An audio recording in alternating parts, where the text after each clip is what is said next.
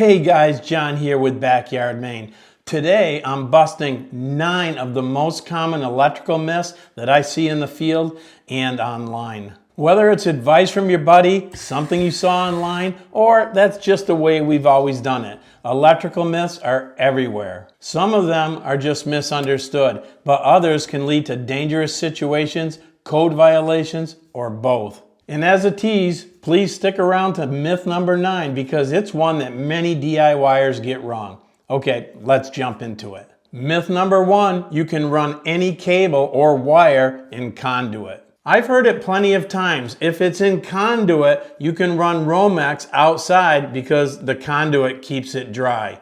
But NM cable is not listed for wet locations. Outdoor or underground conduit runs are considered wet locations by code, so Romex is not allowed. You can run NMB cable indoors in conduit to protect it against physical damage, but outdoors you need individual conductors like THWN or XHHW, where the W stands for water resistance. You can also run UF cable underground and use conduit like PVC to protect it against physical damage where it comes up out of the ground.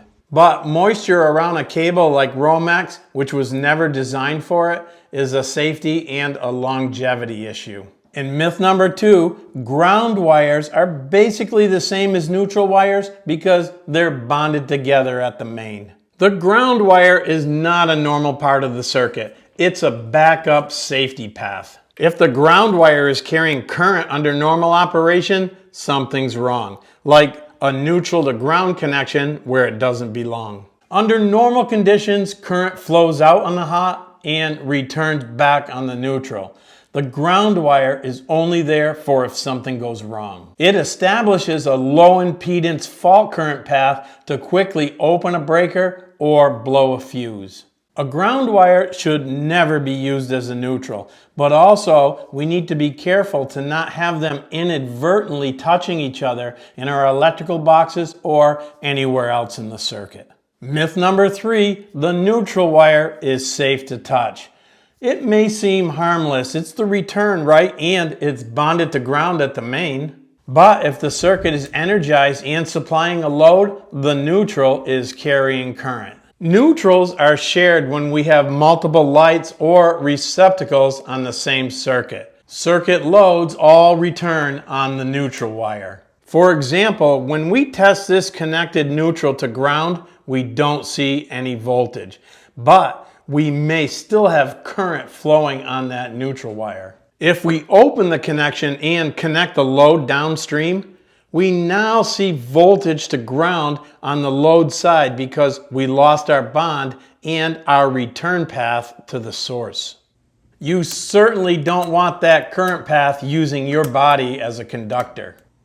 Neutrals can also be part of a multi-wire branch circuit where you could still have current present on the neutral even with one of the 2 circuits turned off. Bottom line, always turn the power off before touching a neutral. And if it's a multi-wire branch circuit, that may mean more than one circuit breaker. And always treat the neutral wire as a current carrying conductor because that's what it is. Myth number 4, GFCIs and AFCIs are just a money grab. Yeah, they do cost more, but they're not just there to pad somebody's wallet. GFCIs protect against ground faults, which could be the difference between life and death when using electricity around water. AFCIs catch arcing conditions before they cause a fire, and I've seen firsthand what bad splices and chewed up wires can do in a home, especially older homes. The code is not retroactive, so we don't have to go out and replace all our devices and circuit breakers, but AFCIs and GFCIs are there to protect us from fire and from electrocution. Myth number 5, you always need to pigtail your ground wires. Now, this one's interesting because while pigtailing your ground wires is a good practice, it's not always required. The code allows devices to be grounded using a terminal screw. Now, some devices have screws that are designed for just one wire, so pigtailing is the only option. Some boxes and devices have ground terminal connections that are rated for more than one wire, so pigtailing may not be necessary. But if you have multiple ground wires in a box, a pigtail often makes for a cleaner and safer connection.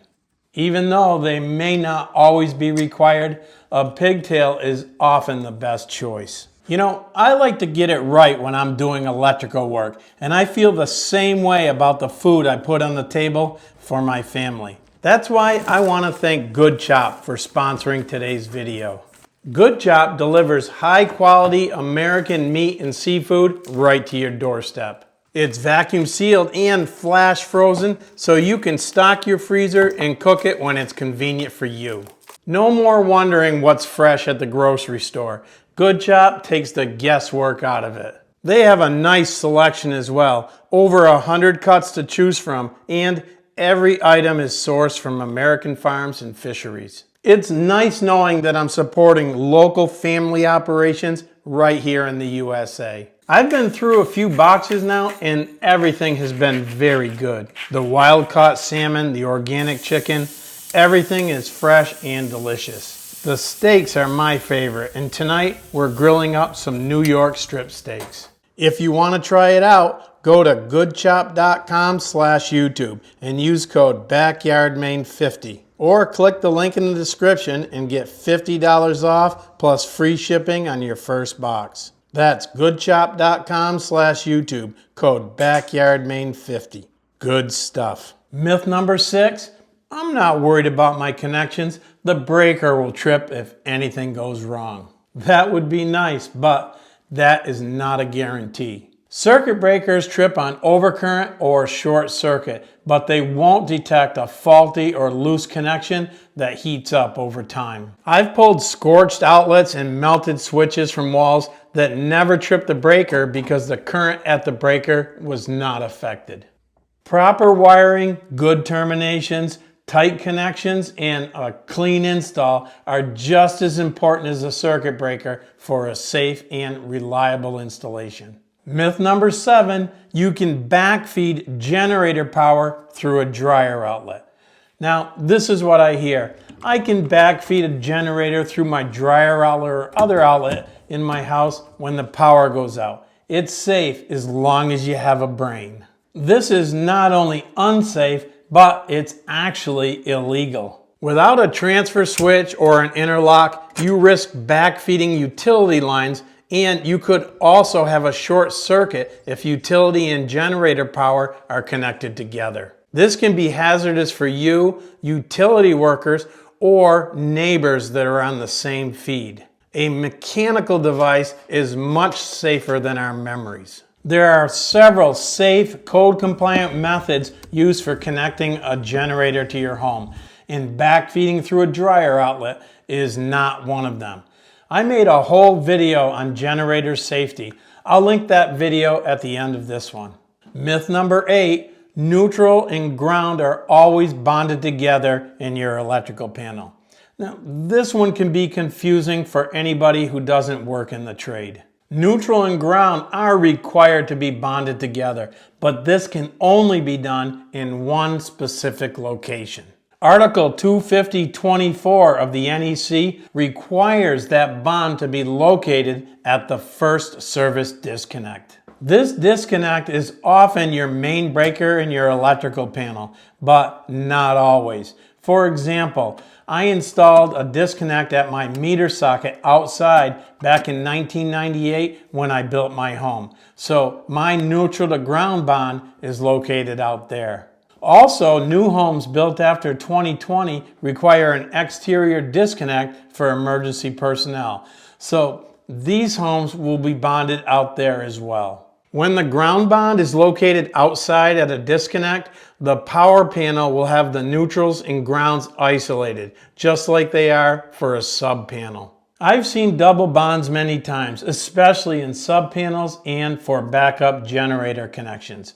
If a double bond is made, current will flow on the ground, creating all kinds of problems and safety concerns. So it's best to know where your ground bond is and keep your grounds and neutrals separated everywhere else. Myth number 9, box fill doesn't really matter as long as everything fits in the box. Well, this one is kind of a crapshoot unless you're familiar with the code. A lot of folks think that if the wire fits and you can force the device in the box, you're all set, but that's not how the code works. Box fill is based on volume calculations. Each wire, each device, even internal clamps and other things count towards how many cubic inches the box needs to be. Overstuffing can lead to heat buildup, damaged insulation, and even failed connections over time. I have a video coming up next that walks through exactly how to calculate box fill using real examples and code calculations. The 2023 National Electrical Code update also had a change that a lot of people are misinterpreting, so we'll clear that up as well. Make sure you subscribe and hit the bell so you won't miss that video. Let me know in the comments if you have a favorite electrical myth that I didn't cover here. It may end up in a future episode. If you want to watch that generator safety video, I'll link that right here. And if the box fill video is done by the time you're watching this, I'll link that right here as well. I'm John from Backyard Maine. I'll see you on the next one.